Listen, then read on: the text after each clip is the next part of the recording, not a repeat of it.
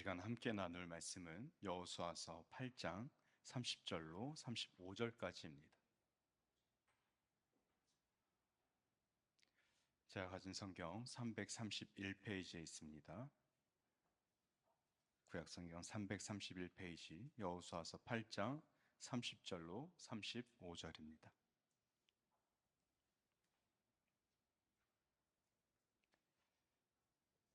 다 찾으신 줄 알고 한 절씩 교독하시고 마지막으로 함께 보십니다. 그때 여호수아가 이스라엘의 하나님 여호와를 위하여 에발산에 한 제단을 쌓았으니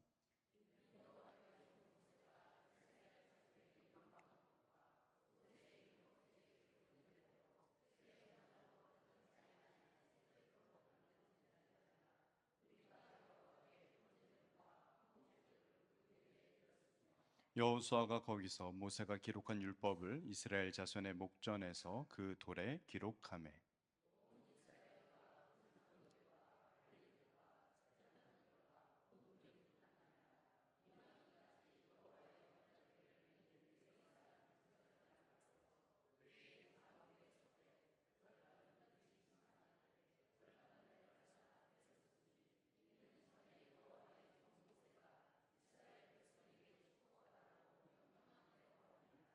그 후에 여호수아가 율법책에 기록된 모든 것대로 축복과 저주하는 율법의 모든 말씀을 낭독하였으니 모세가 명령한 것은 여호수아가 이스라엘 온 회중과 여자들과 아이와 그들 중에 동행하는 거류민들 앞에서 낭독하지 아니한 말이 하나도 없었더라.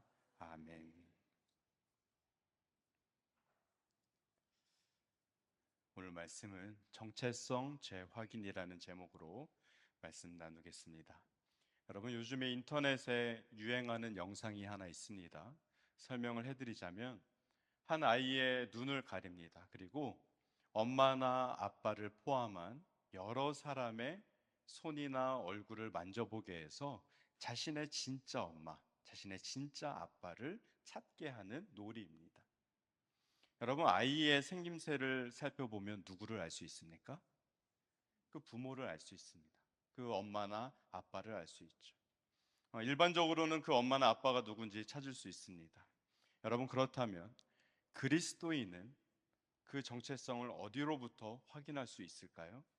하나님으로부터 확인할 수 있습니다.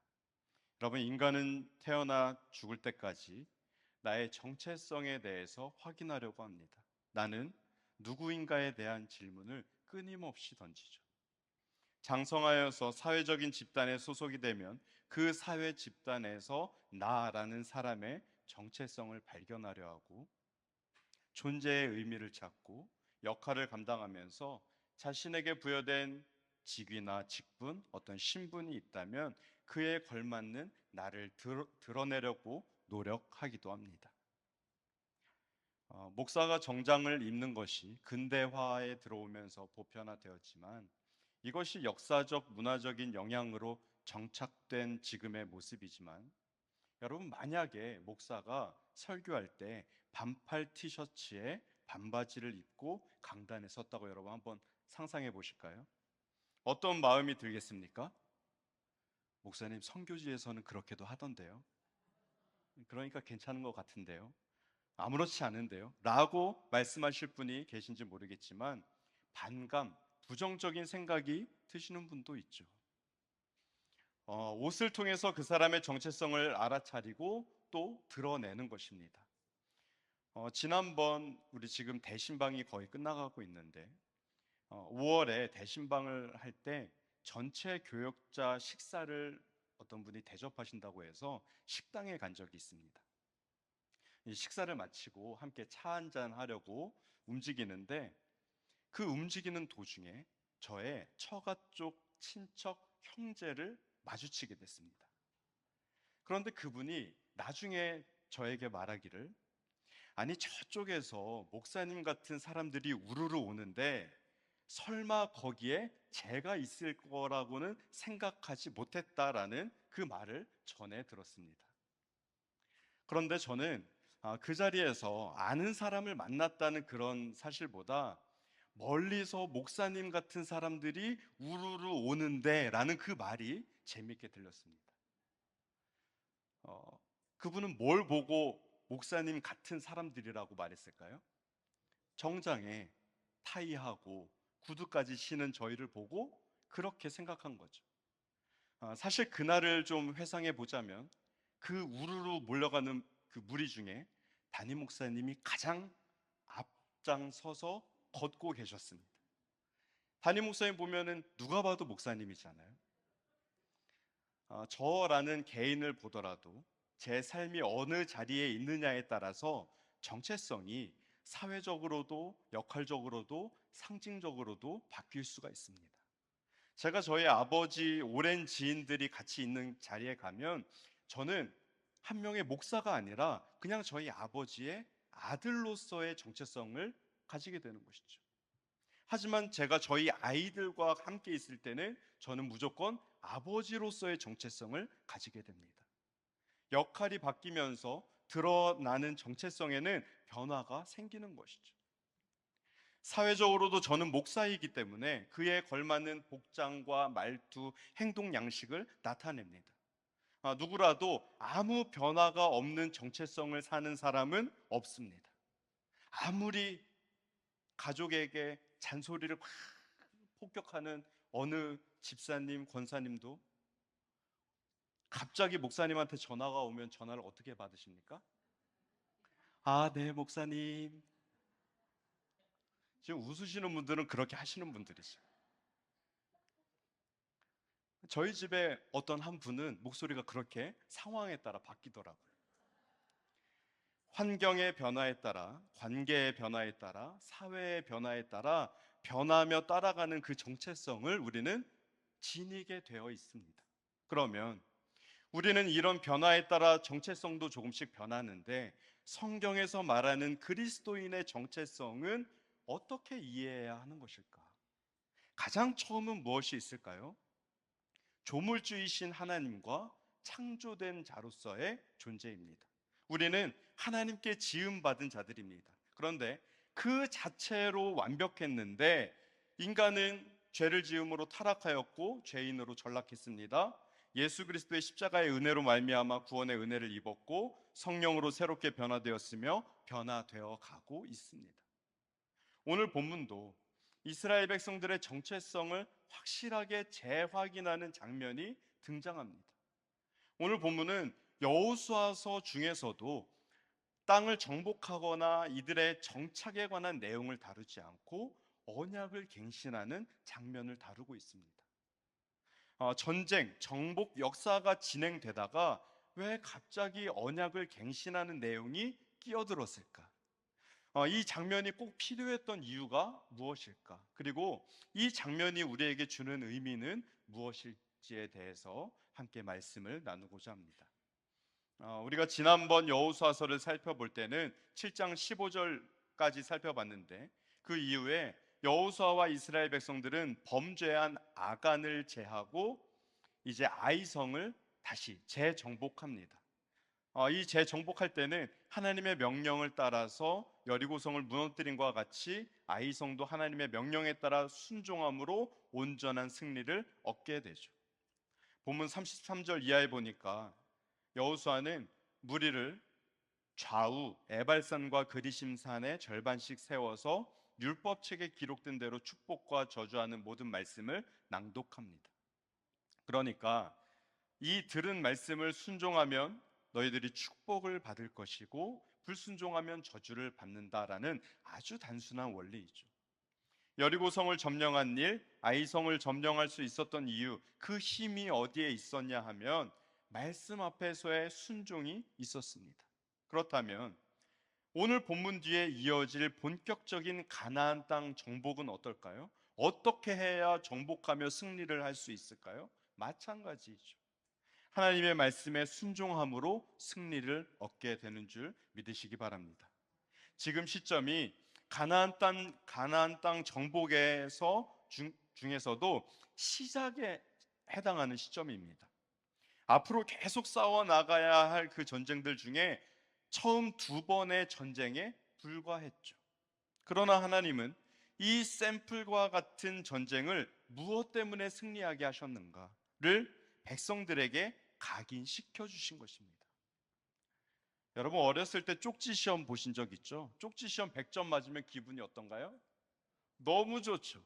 너무 좋습니다. 그런데 쪽지 시험이 의미하는 것이 무엇일까요? 여러분 생각해 본 적 있으십니까? 쪽지 시험이 의미하는 것?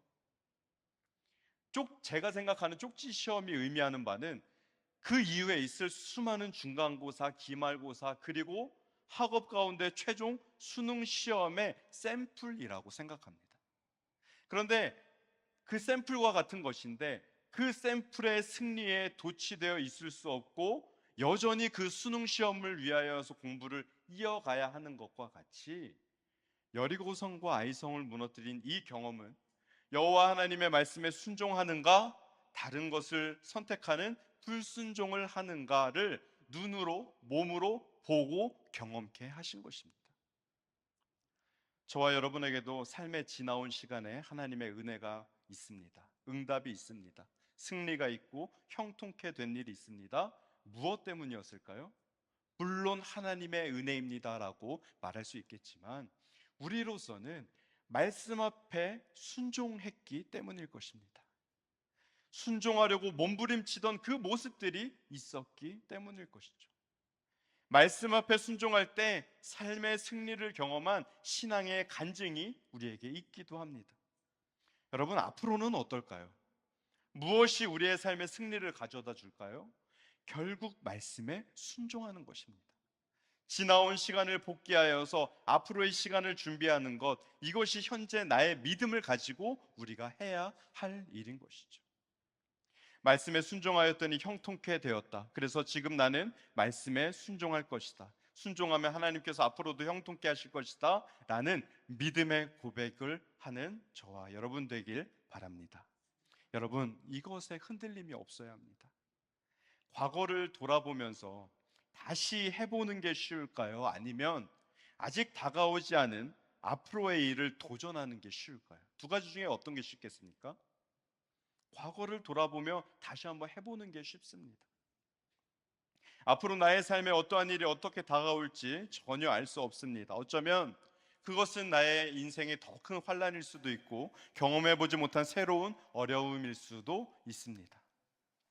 이스라엘 민족에게도 여리고성과 아이성의 점령과는 또 다른 새로운 어려움을 맞게 되겠지만 이들이 준비해야 할 것은 과거를 기억하여서 미래를 위해 현재를 살아내는 것, 바로 말씀에 순종하는 것입니다. 이렇게 하면 그들은 알 수 없지만 다가올 미래에 대해서 대비할 수 있습니다. 내가 말씀에 순종하면 나보다 앞서 행하시는 주님께서 형통케 하시며 승리를 주실 것이기 때문입니다. 세상 사람들과 믿는 자들의 삶은 차원이 다른 삶이라는 것을 기억하시기 바랍니다. 우리 믿는 자들은 내가 내 삶의 주인이 아니기 때문에 삶을 주권적으로 인도하시는 하나님께서 내 삶을 이끄시도록 말씀 아래 거하면서 순종하면 이것으로 충분합니다. 이것은 오늘 본문 35절 말씀과 같이 누구에게라도 해당되는 언약입니다. 누락되거나 소외되는 사람 없이 누구나 하나님의 말씀에 순종하기만 하면 역사하시는 하나님을 경험할 수 있게 됨을 기억하시기 바랍니다. 오늘 본문 30절에 보니까 30절의 시작을 그때에라는 단어로 시작합니다. 그런데 이 말씀을 원어로 좀 가깝게 해석해 보면 그때라는 말이 아니라 그리고 나서라는 말로 시작합니다. 그러니까 아이성 점령과 그 왕을 제거하고 돌로 큰 무더기를 쌓고 나서 이어지는 장면입니다. 그런데 오늘 본문의 모양이 꼭 과거 어느 시점과 닮아 있습니다. 그것은 바로 이스라엘 백성들에게 한 모세의 명령이었습니다. 신명기에 보면 모세가 하나님도 모르고 하나님의 율법도 모르는 광야 2세대 그 백성들에게 장차 하나님이 주실 땅에 들어가기 위해 반드시 기억해야 할 바로 하나님의 복과 저주에 대해 말씀하신 것을 오늘 여호수아도 똑같이 따라 순종한 것입니다. 신명기 11장 29절에 이렇게 말씀합니다. 내 하나님 여호와께서 내가 가서 차지할 땅으로 너를 인도하여 들이실 때에 너는 그리심산에서 축복을 선포하고 에발산에서 저주를 선포하라. 특별히 돌에 율법을 새기는 일에 대해서는 신명기 27장에서 모세의 명령을 그대로 따른 것입니다. 그리고 또 한 가지, 오늘 본문의 위치를 잘 살펴볼 필요가 있습니다. 오늘 본문은 모세의 명령을 따른 것이지만 본문의 내용 앞에는 요단강을 건너와서 여리고성과 아이성을 점령한 내용이 있고, 오늘 본문 뒤로는 본격적인 가나안 정복의 시작을 보여주고 있습니다. 그런데 본문의 내용은 그 사이에서 언약을 갱신하게 됩니다. 에발산과 그리심산이 있는 바로 그곳 세겜에서 하나님과의 언약을 새롭게 갱신하게 되죠. 지도 한번 띄워주실까요? 잘 안 보이시죠? 저 위에 조그만 강같이 돼 있는 게 갈릴리 바다, 그다음에 꼬불꼬불 돼 있는 게 뭘까요? 요단강. 잘하시네요. 갈릴리 바다, 요단강, 그 밑에는 사해입니다. 저쪽 넓은 바다는 어딜까요? 지중해죠, 지중해.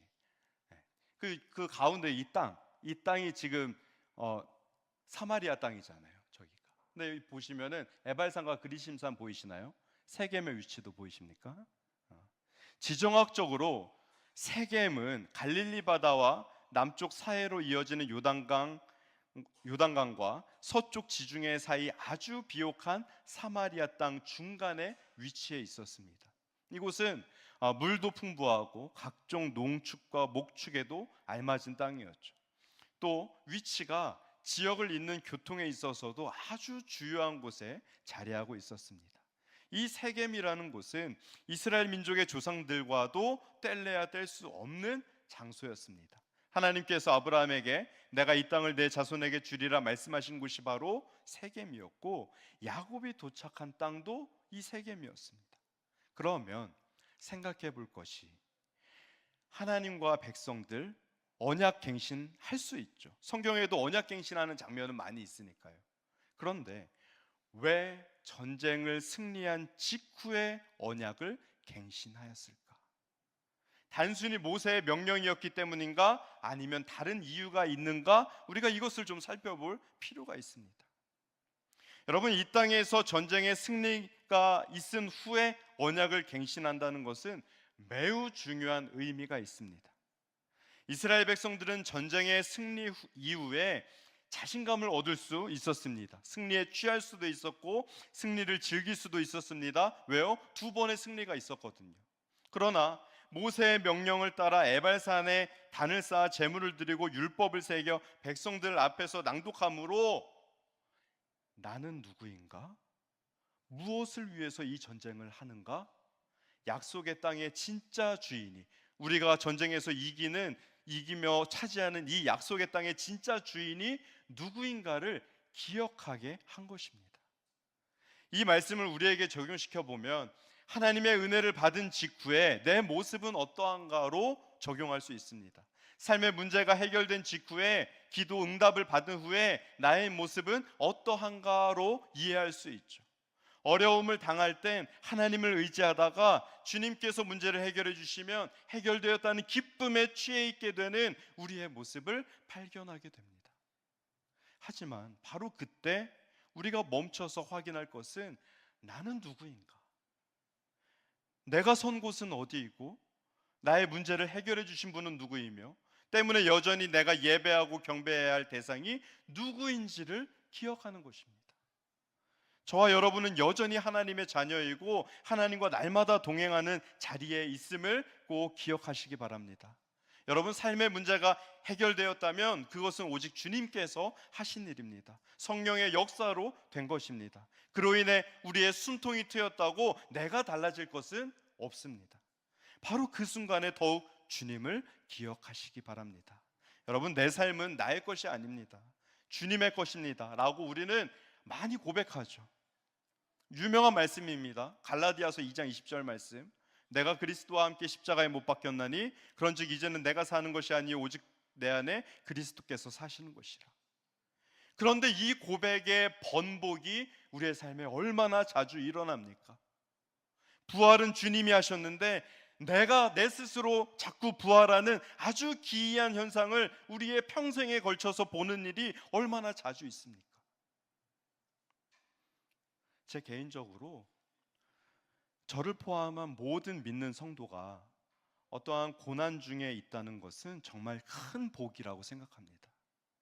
믿는 자에게 고난 중에 소망이 누구밖에 없기 때문일까요? 주님밖에 없기 때문입니다. 우리가 고난 중에 있다는 것은 반대로 말해서 유일한 소망이 하나님밖에 없으니 하나님만 바라볼 수 있는 아주 큰 복된 이유라고 생각합니다. 물론 고난에서 벗어나는 것도 큰 은혜로 생각하죠. 그런데 고난을 벗어난 그때 우리의 정체성에 혼란이 오면 내가 인생의 주인이라고 선포하는 일이 연속될 수밖에 없습니다.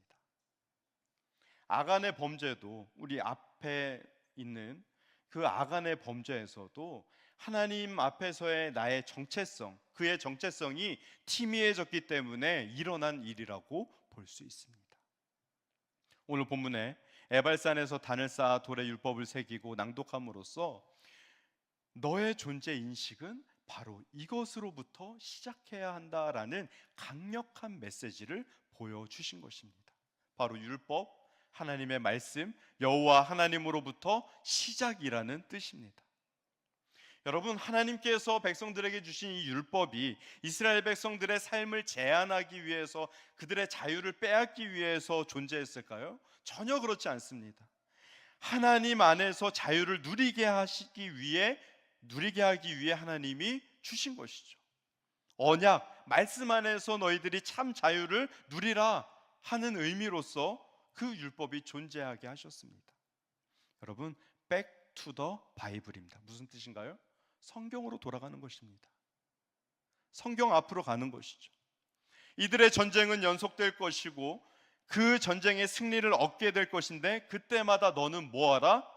back to the 여호와, back to the 율법. 다시 말씀 앞에 섬으로써 너가 누구인지, 너의 정체성을 재확인하라는 말씀임을 기억하시기 바랍니다. 거대한 여리고를 무너뜨린 것과 같은 기적을 이루는 그 믿음도 중요하고 순종도 너무 중요합니다. 그런데 더 중요한 것, 그때 너가 누구인지 확인하라. 너의 진짜 정체성이 무엇인지 확인하라. 저와 여러분의 정체성은 무엇입니까? 요한복음 1장 12절 말씀 함께 읽어볼까요? 요한복음 1장 12절입니다. 시작. 영접하는 자 곧 그 이름을 믿는 자들에게는 하나님의 자녀가 되는 권세를 주셨으니. 이어지는 고린도후서 5장 17절입니다. 시작. 그런즉 누구든지 그리스도 안에 있으면 새로운 피조물이라 이전 것은 지나갔으니 보라 새 것이 되었도다. 아멘. 변치 않은 우리의 정체성은 이것입니다. 하나님의 자녀이며 그리스도 예수 안에서 새롭게 된 존재임을 믿으시기 바랍니다. 그렇기에 우리의 삶의 기준되는 축복과 저주의 말씀, 그 주님의 말씀 앞으로 나아가야 합니다. 말씀을 맺습니다. 될 수 있으면, 할 수 있으면 매 순간 나의 정체성을 재확인하는 그 일이 있어야 합니다. 축복을 선포하는 말씀과 저주를 선포하는 율법, 그 말씀 앞으로 나아오라. 그러면 너가 누구인지 정확히 분별할 수 있을 것이다. 지금의 상황, 기분, 결과, 그것보다 중요한 것이 있으니 너가 누구인지 재확인하는 것이다. 저와 여러분에게도 마찬가지. 하나님이 인도하시는 삶의 모양은 여러 가지 모양일지라도 그 모든 순간에 나를 축복과 저주의 그 말씀 앞에 세워서 나로 하여금 정체성을 재확인하면서 신실한 하나님의 자녀로 살아가시기를 주님의 이름으로 축원드립니다. 아멘. 기도하십니다.